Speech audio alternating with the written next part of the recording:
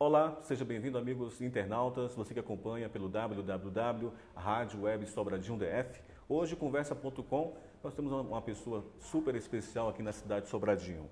Eu converso com uma pessoa que nos orgulha pelo seu trabalho no campo das artes visuais. Estamos falando dele, Toninho de Souza. Olá, Toninho, tudo bem? Olá, Cezinha, ótimo. Toninho, gente, é pintor, escultor, desenhista, fotógrafo, cenógrafo, poeta, escritor, administrador, é um artista multimídia. Nasceu em 1951 em Riachão das Neves, na Bahia, e chegou a Brasília em 1957, antes de sua construção. Olha, é um dos pioneiros de Sobradinho, transferido da antiga Vila Mauri, região que hoje é coberta pelo Lago Paranoá. Com 41 anos de idade de carreira, inúmeros prêmios em salões de arte e tem também realizado em sua trajetória mostras nacionais e internacionais. A sua obra se encontra em acervos particulares em diversos países, tais como México, Chile, Estados Unidos, Canadá, Japão, Espanha, Alemanha, Suíça, França, Colômbia, Bélgica, Itália, Argentina, entre outros. Recebeu uma comenda cultural do DF e o título Cidadão Honorário de Brasília. Toninho, currículo, né? Bem grande, graças a Deus, né? Muita luta, né? Muita luta. A arte no Brasil, ela é difícil e você tem que ser persistente para que você possa fazer aquilo que você ama, que é mexer com cultura no nosso país. Toninho, conte então como começou, né, as suas primeiras experiências artísticas. A vida do artista é um pouco difícil, Sarizinha, porque, infelizmente, eu sou um artista autodidata, eu tive que desenvolver a minha arte procurando abrir caminhos nas galerias de artes, nos espaços culturais do Estado, né? E, graças a Deus, por ter a oportunidade de ser premiado em alguns salões, a trajetória artística ela me abriu vários caminhos e isso foi, talvez, o que facilitou a minha trajetória artística em Brasília e conseguindo colocar meu trabalho em todo o Brasil e outros países do planeta. Toninho, sabemos que em alguns casos todo artista expressa até as suas obras um pouco das suas inspirações. No seu caso, né, quais foram as suas primeiras influências? Olha, inicialmente, quando criança, a gente sempre fica maravilhado pelo ambiente que você vive, né? São o cerrado, as montanhas, são as casas, são as pessoas. E eu comecei a desenvolver esse trabalho, pintando Brasília, pintando o povo. Mas quando você pinta o que outros artistas pintam, você fica comum entre os artistas. E aconteceu uma coisa maravilhosa na minha vida, foi quando eu me casei e a minha esposa, na primeira gravidez, né, da minha primeira filha, ela teve o desejo de comer melancia. E foi aí que veio a inspiração de pintar melancias, estar fazendo esse trabalho, e eu consegui colocar esse trabalho da melancia num salão de arte da cidade, e eu obtive o primeiro lugar. E esse prêmio me motivou bastante. Aí foi quando eu comecei a pintar as melancias. Foram 3 anos sucessivos pintando só melancias. Essa história da melancia você relata no seu livro, né? É verdade, relato no meu livro. Porque foi interessante, quer dizer, o que eu pinto hoje não foi uma coisa marcada, não foi uma coisa que eu programei, né? Aquilo aconteceu naturalmente no decorrer da minha trajetória. E aquilo me deu prazer, e foi assim que eu comecei a pesquisar o meu trabalho em cima das melancias. Tá, você tem até detalhes que você também conta no seu livro, que você, no início da sua carreira, você não conseguia participar das grandes coletivas, de salões de artes. Aí você, então, procurou orientação, claro, né, de um grande mestre do cenário artístico brasileiro. Como é que foi isso? Conta pra gente. Olha, na realidade, o artista, ele sempre fica querendo saber se o trabalho dele está bom, se não está. E, normalmente, os salões é que delimita esse parâmetro. E, como eu não entrava nos salões, né, eu falei, eu tenho que procurar alguém mais experiente que possa me dar uma luz, para que eu possa continuar minha trajetória como artista. Claro que a gente, quando entra nesse caminho, você é de corpo e alma. E eu procurei o mestre Rubi Valentim. Ele morava em Brasília nessa época, hoje ele é falecido. E fui lá no ateliê dele, ele estava lá produzindo e eu pedi licença, não marquei data, não marquei nada, fui lá mesmo de surpresa, né?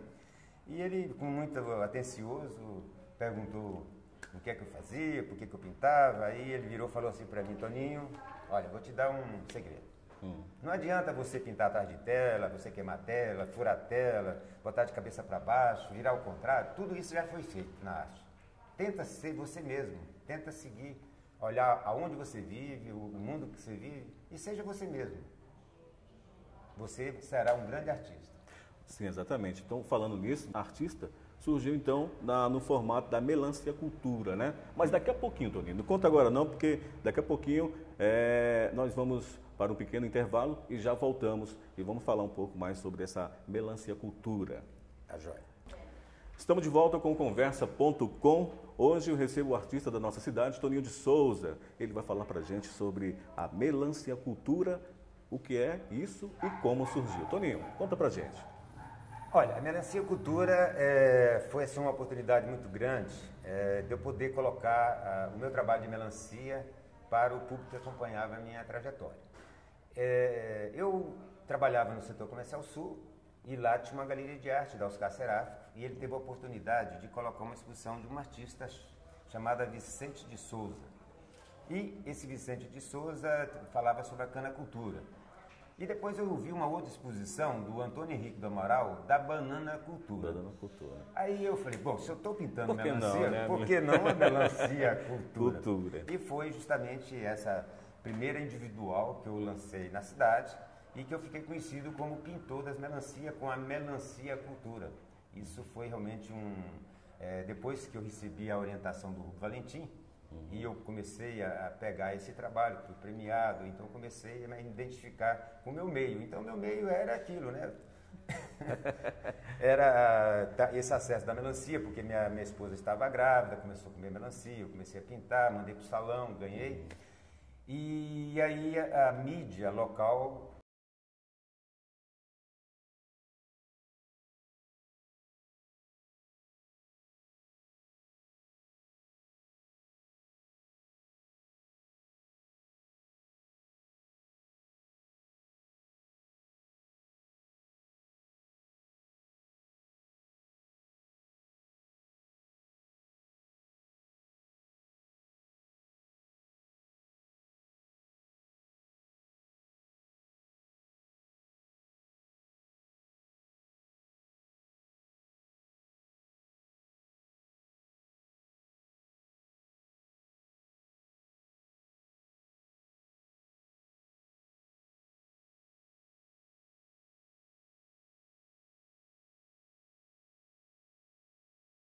Cultura. Foi quando eu introduzi esses dois animais na minha arte para justamente ampliar a quantidade de cores na minha obra. Foi assim que entrou as araras e os tucanos junto com a melancia nessa carreira da Melancia Cultura, que foram 10 anos pintando só melancias, que ficou no segundo plano quando eu introduzi as araras e os tucanos, pintando de forma figurativa a minha obra. E teve fases dessa Melancia Cultura? Tem várias fases. Houve fases, houve a fase amarela, a fase vermelha, a fase azul, né? E houve também mutações, porque eu sempre buscando... Uma das coisas mais interessantes que a pessoa que acompanha a minha trajetória é que eu não mantenho sempre a mesma composição. Eu gosto de criar, eu gosto de colocar opções dentro da minha arte sem fugir das minhas raízes. E foi assim que eu comecei a fazer essas pesquisas. Então, eu comecei a buscar um caminho diferente, usando as araras, os tucanos e as melancias. Houve até um período, viu, Cezinha, que eu quis abandonar as araras, as melancias, buscando um caminho diferente. Pesquisei e tal, mas não deu certo. Não deu certo. Eu tive que retornar, por quê? Porque eu acho que o mais importante na arte é você ter sua identidade. É uma identidade, né? Ficou plantado. Ficou plantado. Então, as pessoas já me conheciam pela minha forma de pintar, as cores, né, a vibração de muitas cores, usar muita luminosidade no meu trabalho. Cheguei a introduzir a figura humana de uma forma, vamos dizer assim, onde que a pessoa visse a figura humana, né, e ao mesmo tempo não era a figura humana, mas ele estava vendo a figura humana através de sombras. Então isso faz parte também do meu trabalho, tem uma fase de sombras na minha arte. A sua arte, né? Agora, voltando um pouco ao livro, Toninho, eu quero que você relate um pouco se você se sentiu satisfeito com a realização apenas só de um livro, de uma série de criações. Olha, o que é que me fez produzir esse livro? Uma coisa muito interessante no nosso país Isso é importante para o artista que está começando, está na universidade, né? Eu tenho feito várias palestras em várias universidades de Brasília, é que na nossa capital nós não temos crítico de arte em grande quantidade, tem 1 ou 2 ou 3 no máximo crítico de arte. Esses críticos de arte, eles estão mais no eixo Rio-São Paulo, Belo Horizonte, Recife, que são capitais que têm mais tempo, né, de história. Nós só temos 52 anos, Brasília, nós somos uma cidade que está começando. Então, a dificuldade de se falar sobre os artistas da cidade. E esse livro também, o Toninho de Souza, por Toninho de Souza, ele se encontra nas livrarias para ser adquirido. E se não tiver, é só solicitar, que solicita a editora, e a editora fornece o livro para toda a comunidade do Distrito Federal ou de outras cidades do Brasil. Tá. Toninho, agora fala para a gente com relação ao cenário nacional da divulgação da melancicultura, teve uma repercussão a nível nacional, como é que tá? Como é que foi? Olha, foi bem aceito?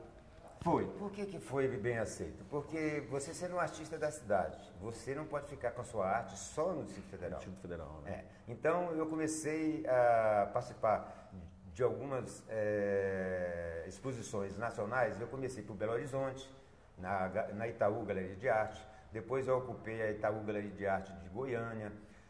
Eu ocupei outros espaços, tanto no Rio, São Paulo, participando de galerias com exposições coletivas. E depois, quando eu entrei numa nova fase, que depois a gente vai falar sobre o assunto, né? Eu acredito que você deve estar com toda a minha história aí, eu alcancei outros estados do país. E foi aí que nós começamos a ocupar os espaços públicos da cidade. Interessante. E que foi na Praça do DI. Então esse grupo começou a pintar muro de escola, muro do SESI, tudo com autorização, né? A gente não fazia nada sem autorização. Então a gente era convidado a participar de espaços na rua com artes visuais. E veio logo a imaginação da parada de ônibus, porque ele estava passando justamente na parada de ônibus. A parada de lá não tem a parte externa, é só os 4 portais, né? Então, aí veio a ideia da parada de ônibus. E foi quando eu sugeri esse grupo e a gente começou a fazer esse trabalho em Sobradinho, em 1990, que deu uma repercussão. Certo, né? Todo o Distrito Federal, toda a cidade adotaram esse projeto desse grupo de 8 pessoas. Inclusive matérias dos principais jornais, meios de comunicação. Principais jornais de circulação nacional, inclusive, né? Depois desse projeto Sobradinho, eu comecei a desenvolver um projeto independente, né, que eu coloquei nas esplanadas do Ministério. Tá certo. Toninho, hoje, na administração de Sobradinho 2, está na direção da parte de cultura, lazer e da nossa cidade, Sobradinho 2. Conta pra gente em termos de projetos, idealizações, enfim. Olha, você sabe que em Sobradinho eu assumi a gerência de cultura, a diretoria de cultura antigamente, no Sobradinho 1, né? E esse trabalho ele é muito importante para a cidade, você tentar realizar projetos na área de lazer, cultura. Aqui em Sobradinho 2, é uma cidade nova, só tem 23 anos, ela está completando agora, no próximo mês de outubro, no dia 11, e a cidade tem os seus valores. Tem muitos artistas músicos, poucos artistas plásticos, né? Mas temos muito pessoal da área de dança, que é a área mais forte na cidade. Tem o Grupo Azulim, que é um grupo que sempre tem procurado desenvolver um trabalho junto aos jovens. E a gerência de cultura, ela está procurando abrir um novo espaço da cidade, que é uma casa de cultura que ainda nós não temos. Nós já criamos um espaço alternativo, que é o Salão Comunitário de Múltiplas Funções, para atender a comunidade, né, que a gente não tinha antes. E a gente está buscando, com o administrador, ele tem dado muito apoio à gerência de cultura, e para que a gente possa ter a nossa casa de cultura provisória. Tá certo. Gente, conversamos com o Toninho de Souza, artista plástico daqui da cidade de Sobradinho. Quero desejar aqui nosso voto, mais uma vez, de felicidades. Saber que você é um grande artista, exemplar, exemplo de cidadão, é um exemplo também a ser seguido, não só a nível local, mas a nível nacional, até internacional também. Você falou pra gente agora há pouco com relação ao blog, que você já tem um blog que está tendo acessos aí até a nível nacional, Estados Unidos, Alemanha. Conta só um pouquinho pra gente e passa o seu endereço ao nosso internauta. Olha, quem quiser acessar, conhecer a minha história, pode visitar o blog de Toninho de Souza, um artista universal. Tem o site www.toninhodesouza.com e tem mais um outro site, Cezinho? Pode, fica à vontade. É www.zuin.com.br facebook.com/melantucanarizo. Interessante, muito bom.